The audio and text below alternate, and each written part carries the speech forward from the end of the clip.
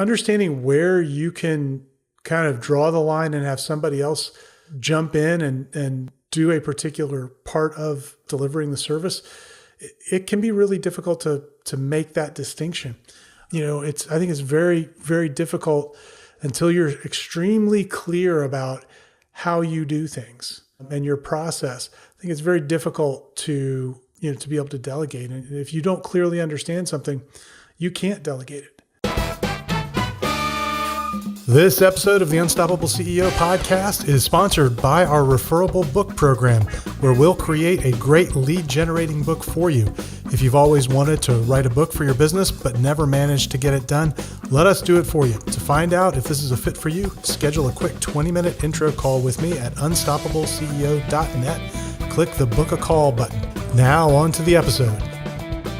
Welcome to the Unstoppable CEO podcast. I'm your host, Steve Gordon, and today we're going to continue this series where we've been talking about this kind of new, operating mantra that I began taking on in January. And it's 8 short words: the less I do, the more I make. And this is really about freeing up my time while at the same time growing the business, and creating a great result there. So today we're going to talk a little bit about systems and people.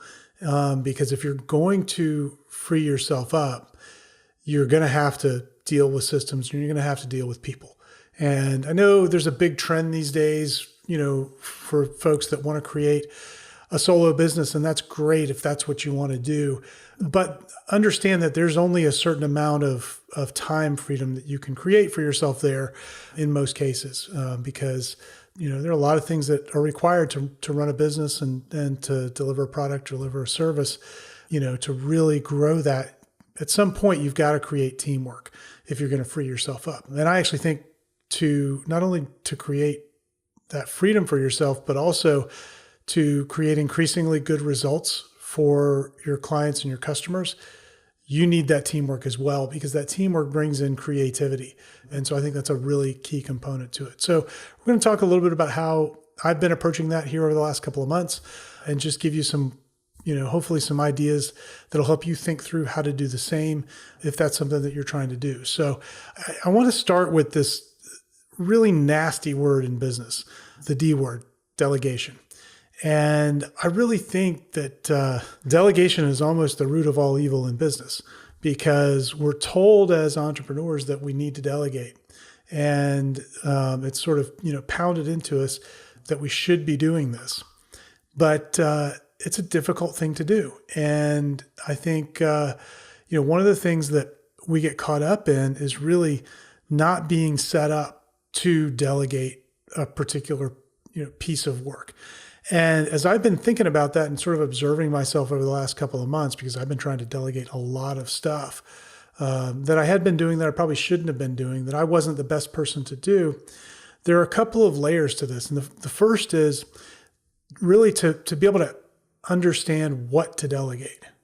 There are certain things that you probably should get off your plate because they annoy you or you're not the best person to do them.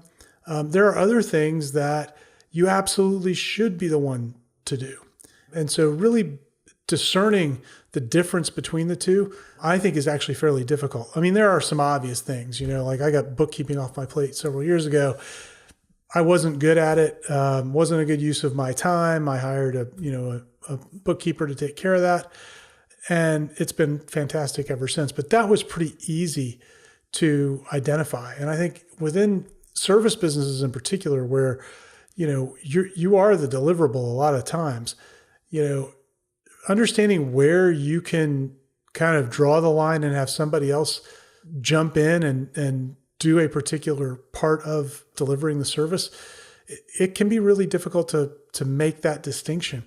I think it's very, very difficult until you're extremely clear about how you do things and your process. I think it's very difficult to be able to delegate. And if you don't clearly understand something, you can't delegate it. And I think that's where a lot of professionals, I think, fall into a trap in this, because you think, well, this part of it that's the art, like in any professional service, there's the science of doing it, and then there's the art of doing it. And the science of doing it's really easy to document, and here are the steps and here's what we do. But then there's that art, there's that experience level, there's the interpretation that you put into it.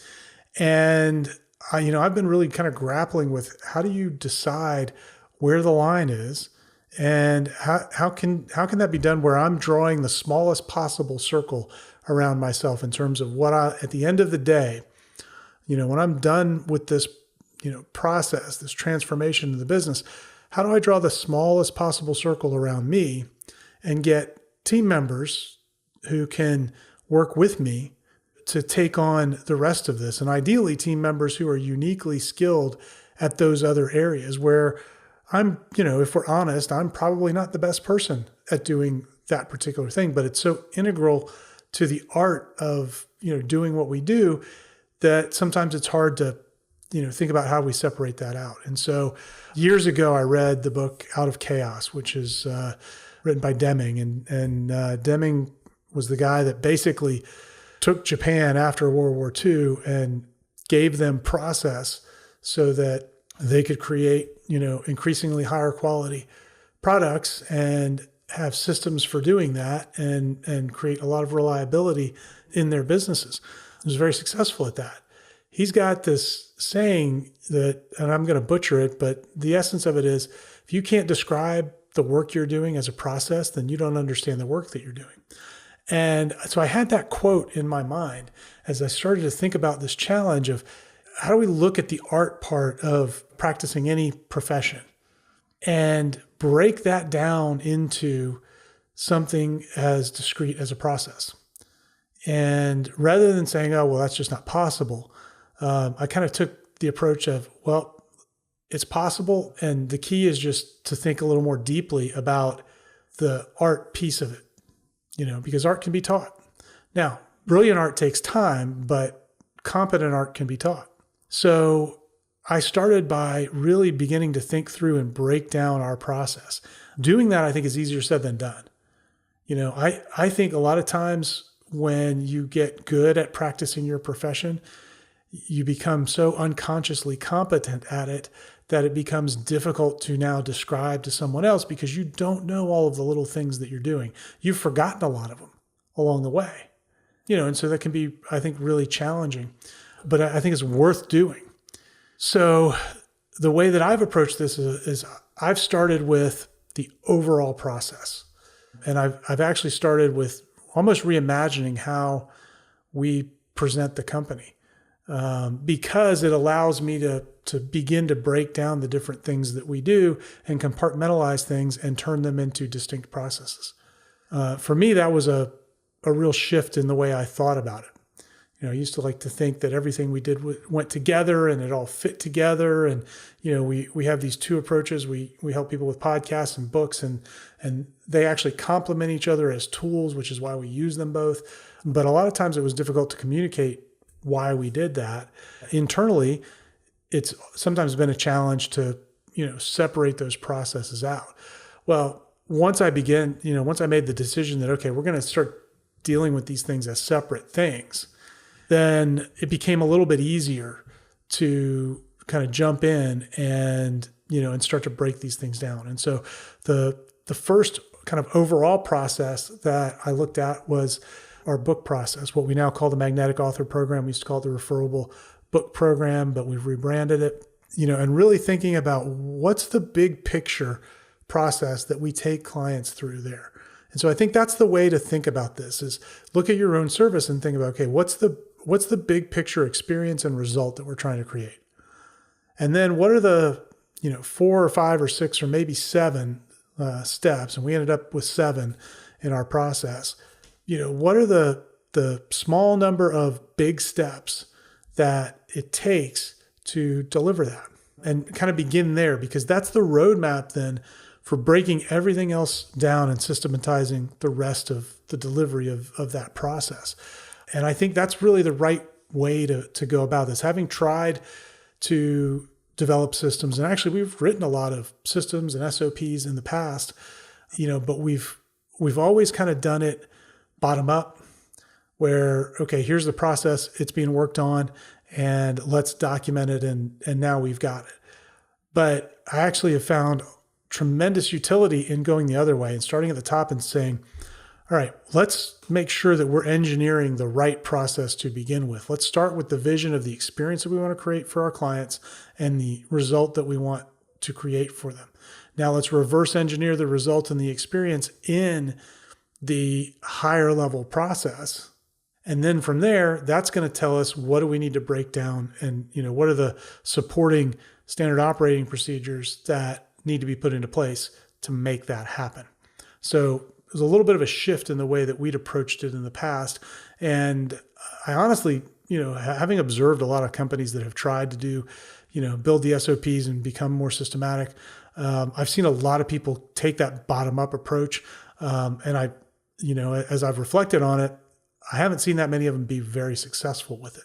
And I think because it is disconnected from the bigger picture, the vision that you're really, what you're trying to accomplish in the business. And so I think that's really critical. So let me show you exactly what we did. So if you're watching on YouTube, we're going to cut to this. If you're listening on the podcast, you may want to go check out the YouTube video. I'll also put an image of our process, what we came up with. We actually had a graphic designer kind of lay it out, and I'll talk through it here. So if you're listening on the podcast, you may want to go to the website. It'll be linked up in the show notes where to go and get this and look at the diagram. And, on YouTube, let's go ahead and cut to that. So this is the diagram that we put together. And, we spent a fair amount of time really trying to break down and describe the key parts of the system. And, we didn't actually start off with these 7. We had different things in here. We ended up with about 10 or 11 to begin with. And we were able to break it down and simplify it to this level, but also have it be descriptive. And so what this allows me to do now that we've gone through this thinking, now I can go to the team and say, okay, so for, stage 1, the vision session, let's break that down. What are the key components of that? For the audience audit, what are the key components of that? And, and really walking all the way through the 7 stages that are outlined here, I've now got a roadmap for systematizing the delivery of one of the 2 main services that we provide. And where we've got this fairly well systematized already is really as you get around to, 4 and 5, that's where I've already got team involved and have.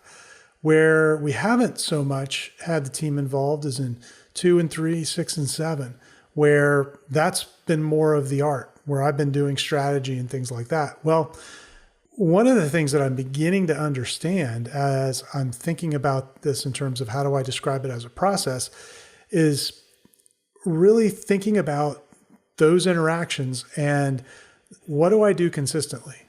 Particularly, what do I do consistently that produces a good result? That's really, I think, the better question to ask. And being mindful and aware of that and starting to document that.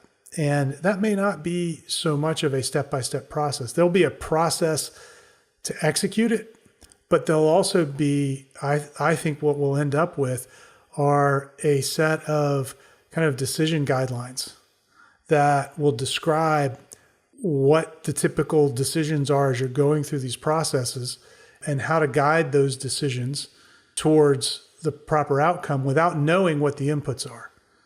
And so I think guidelines is the right way to think about them. It's not a checklist. A lot of people want to boil everything down into an SOP that's a checklist, but oftentimes work is a little more complex than that.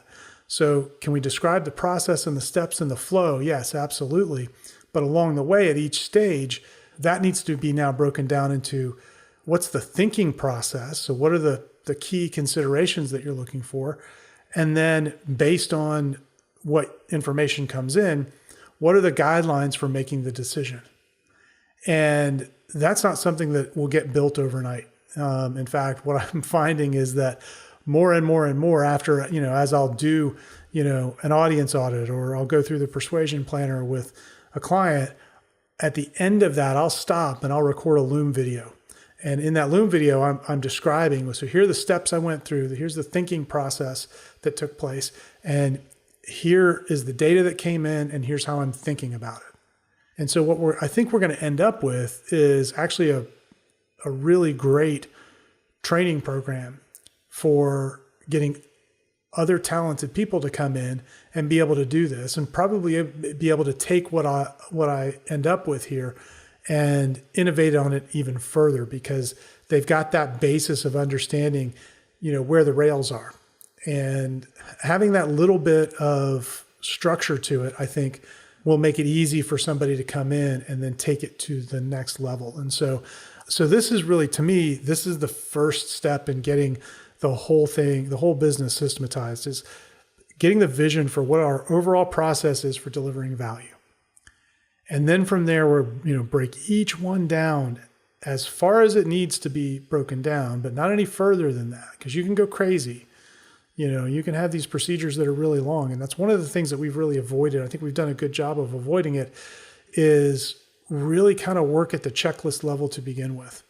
Work at that higher level of what are the 5 or 7 or 8 key steps to get something done. And sure, there might be more detail from there, but we'll add that only as needed, because, honestly, some steps are self-evident to people who are on the team. So, really allowing us just to get to that deep enough level so that we create consistency, and so that we can bring someone else in, and they'll know what the steps are. We're not having to start training from scratch. So that's been hugely helpful. Just getting to this point, now we know, again, how to break everything down. Without this kind of clear vision, it's virtually impossible to delegate anything, because, the people that you're working with, that you bring into your team, aren't able to read your mind.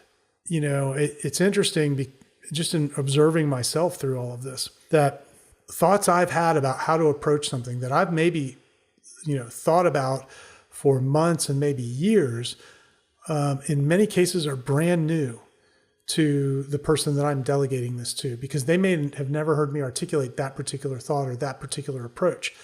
They've seen me do something, but they never knew what was there, underneath the surface that was actually happening.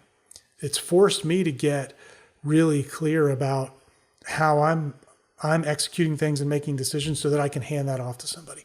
And it's actually helped me communicate more clearly and more carefully, just going through this thinking process. So, but if you're trying to make this transition that I'm talking about in this series, which is to really free yourself up while growing the business, to create more time and more money at the same time. And most people in business, let's be honest, most people never do that. The way that they create more money is they work a heck of a lot harder, but you get to a point where that no longer works, which is why most businesses stall, honestly. Only about 4% of businesses make it over the $1 million a year mark. Only 4%. I believe the reason that most don't make it is that most entrepreneurs aren't doing the kind of clear thinking they need to do to be able to hand off what's in their head to the people on their team. If that's the way that you want to build a business, there's nothing wrong with that.